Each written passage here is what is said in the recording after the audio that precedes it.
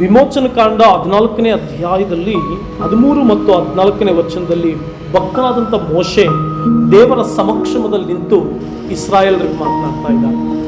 ದೇವರ ಪಕ್ಷವಾಗಿ ನಿಂತು ಜನರಿಗೋಸ್ಕರವಾಗಿ ತನ್ನ ದೇವರ ನುಡಿಗಳನ್ನು ನುಡಿತಾ ಇದ್ದಾನೆ. ತನ್ನ ದೈವತ್ವದ ಶಕ್ತಿಯನ್ನ, ದೇವರ ಮಹಿಮೆಯನ್ನ ಜನರಿಗೆ ಪ್ರಕಟಪಡಿಸ್ತಾ ಇದ್ದಾನೆ. ಇಸ್ರಾಯೇಲ್ಯರು ಐಗುಪ್ತ ದೇಶದಿಂದ ಕಾನಾನ್ ದೇಶಕ್ಕೆ ಹೋಗುವಾಗ ಸಮುದ್ರ ಪ್ರಯಾಣವಾಗಿ ಕೆಂಪು ಸಮುದ್ರದ ಮಾರ್ಗವಾಗಿ ಬರ್ತಾರೆ. ಆ ಮಾರ್ಗವಾಗಿ ಬರುವಾಗ ಕೆಂಪು ಸಮುದ್ರ ಅಡ್ಡ ಇರ್ತದೆ. ಆ ಸಂದರ್ಭದಲ್ಲಿ ಹೇಳಿದಂಥ ಮಾತಿದು, ಇಸ್ರಾಯೇಲ್ರು ಭಯಪಟ್ಟವರಾಗಿದ್ದರು, ಇಸ್ರಾಯೇಲ್ರು ದುಃಖಿಸುವವರಾಗಿದ್ದರು, ಇಸ್ರಾಯೇಲ್ರು ಸೋತವರಾಗಿದ್ದರು. ಇಸ್ರಾಯೇಲ್ರಿಗೆ ಏನು ಮಾಡಬೇಕಂತ ಗೊತ್ತಿಲ್ಲ. ಮುಂದೆ ಸಮುದ್ರ, ಹಿಂದುಗಡೆ ಫರೋಹನ ಸೈನ್ಯ. ಆಗ ದೇವರ ಪಕ್ಷವಾಗಿ ನಿಂತು ಇಸ್ರಾಯೇಲರಿಗೆ ಮೋಶೆ ಹೇಳ್ತಾನೆ, ನೀವು ಏನ್ ಮಾಡಬೇಡ್ರಿ, ಅಂಜಬೇಡ್ರಿ.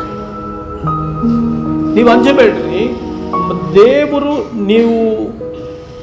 ನಿಮ್ಮ ಜೀವಿತದಲ್ಲಿ, ನಿಮ್ಮ ಬದುಕಿನಲ್ಲಿ ಇವತ್ತು ಏನು ಅದ್ಭುತ ಕಾರ್ಯ ಮಾಡ್ತಾನೋ ಅದನ್ನ ನೋಡ್ರಿ.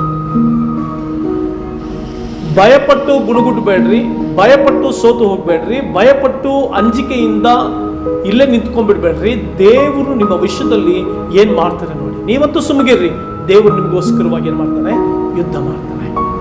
ಹಲ್ಲೆಲೂಯಾ. ನೀವಂತೂ ಸುಮ್ಮನೆ ಇರ್ರಿ. ಅದರ ಅರ್ಥ ಪರಾತ್ಪರನಾದ ದೇವರು ಮಧ್ಯಸ್ಥಿಕೆ ವಹಿಸ್ತಾನೆ, ಸರ್ವಶಕ್ತನು ಮಧ್ಯಸ್ಥಿಕೆ ವಹಿಸ್ತಾನೆ, ದೇವಾದಿ ದೇವರು ಮಧ್ಯಸ್ಥಿಕೆ ವಹಿಸ್ತಾನೆ.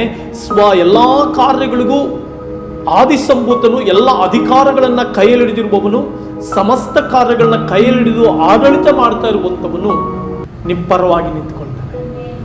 ಹಲ್ಲೆಲೂಯಾ. ಎಲ್ಲ ಅಧಿಕಾರಗಳನ್ನ ಜನರಿಗೆ ಕೊಟ್ಟವನು ಸರ್ವಾಧಿಕಾರಿಯಾದ ದೇವರು. ಆ ಸರ್ವಾಧಿಕಾರಿಯಾದ ದೇವರು ನಿನ್ನ ಪಕ್ಷ ನಿಲ್ತಾನೆ. ಹಲ್ಲೆಲೂಯಾ. ನೀವಂತೂ ಸುಮ್ಮನೆ ಇರ್ರಿ, ಯೆಹೋವನು ನಿಮಗೋಸ್ಕರವಾಗಿ ಯುದ್ಧ ಮಾಡ್ತಾನೆ. ಯಾರಿಗೋಸ್ಕರ ಯುದ್ಧ ಮಾಡ್ತಾನೆ? ಪರಾತ್ಪರನಾದ ದೇವರು, ಸರ್ವಶಕ್ತನಾದ ದೇವರು ನಿನ್ನ ಪರವಾಗಿ ಯುದ್ಧ ಮಾಡ್ತಾನೆ. ನಿನ್ನ ವಿಷಯವಾಗಿ ಯುದ್ಧ ಮಾಡ್ತಾನೆ. ನಿನ್ನ ಕುಟುಂಬದ ವಿಷಯದಲ್ಲಿ ಯುದ್ಧ ಮಾಡ್ತಾನೆ. ನಿನ್ನ ಜೀವಿತದಲ್ಲಿ ದೇವರು ಯುದ್ಧ ಮಾಡಿ ನಿನಗೆ ಜಯವನ್ನು ಕೊಡ್ತಾನೆ. ದೇವರು ನಿನ್ನ ಪಕ್ಷ ಹಿಡಿದು ನಿನಗೆ ಜಯವನ್ನು ಕೊಡ್ತಾನೆ. ಆದುದರಿಂದ ನೀವಂತೂ ಸುಮ್ಮನೆ ಇರ್ರಿ.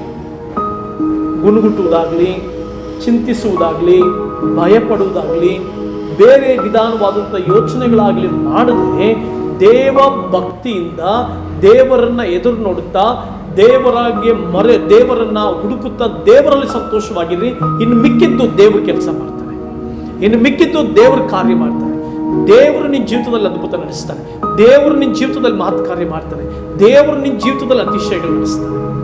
ಹಾಗಾಗಿ ನೀವು ಹೆದರಬೇಡ್ರಿ, ಅಂಜಬೇಡ್ರಿ, ನಾನು ನಿಮಗೆ ಜಯವನ್ನು ಕೊಡ್ತೀನಿ ಅಂತ ದೇವರು ಹೇಳ್ತಾ ಇದ್ದಾರೆ. ಆತನು ಯೆಹೋವನು ನಿಸ್ಸಿ, ನಿನಗೆ ಜಯ ಕೊಡುವಂಥ ದೇವರು, ಎಲ್ಲಾ ಕಾರ್ಯಗಳಲ್ಲಿ ಜಯ ಕೊಡುವಂಥ ದೇವರು. ಅನಾರೋಗ್ಯದ ವಿಷಯದಲ್ಲಿ ಜಯ ಕೊಡ್ತಾನೆ, ಸಂಕಟದ ವಿಚಾರದಲ್ಲಿ ಜಯ ಕೊಡ್ತಾನೆ, ವೈರಿಗಳ ವಿಚಾರದಲ್ಲಿ ಜಯ ಕೊಡ್ತಾನೆ. ಯಾವುದೇ ವಿಧಾನವಾದಂಥ ಕಾರ್ಯಗಳಿರಲಿ, ದೇವರು ನಮಗೆ ಜಯವನ್ನು ಕೊಡ್ತಾನೆ. ಅದಕ್ಕೆ ದೇವರು ಮೋಶೆ ಮೂಲಕ ಹೇಳ್ತಾರೆ, ನೀವಂತೂ ಸುಮ್ಮನೆ ಇರ್ರಿ, ಗುಣಗುಟ್ಟಬೇಡಿ, ಧೈರ್ಯ ಕಳ್ಕೊಳ್ಬೇಡಿ, ನನಗಾಗಿ ಕಾದುಕೊಂಡಿರ್ರಿ, ನನ್ನ ಮೇಲೆ ಭರವಸೆ ಇಡ್ರಿ, ನಾನು ನಿಮಗೆ ಜಯ ಕೊಡ್ತೀನಿ. ದೇವರು ನಿಮಗೆ ಜಯವನ್ನು ಕೊಡುವಂಥ ದೇವರು, ನಿಮಗೆ ಅದ್ಭುತ ಮಾಡುತ್ತದೆ ದೇವರು, ನಿಮ್ಮ ಪಕ್ಷ ಹಿಡಿದು ನಿಮಗೆ ಜಯ ಕೊಡುವಂಥ ದೇವರು. ಆದುದರಿಂದ ಪ್ರಿಯ ದೇವರ ಮಕ್ಕಳೇ, ಪರಾತ್ಪರನಾದ ದೇವರು ಹೇಳಿದ್ದಾನೆ, ನೀವಂತೂ ಸುಮ್ಮನೆ ಇರಿ, ನಾನು ನಿಮಗೆ ಜಯವನ್ನ ಕೊಡ್ತೇನೆ ಎಂಬುದಾಗಿ. ಆದುದರಿಂದ ಜಯ ಕೊಡುವಂಥ ದೇವರ ಮೇಲೆ ನಿರೀಕ್ಷೆ ಇಟ್ಟು, ಭರವಸೆ ಇಟ್ಟು ಮುಂದೆ ಸಾಗಿ ಹೋಗು. ಖಂಡಿತವಾಗ್ಲೂ ದೇವರು ನಿನ್ನ ಜೀವಿತದಲ್ಲಿ ಜಯವನ್ನು ಕೊಡ್ತಾನೆ.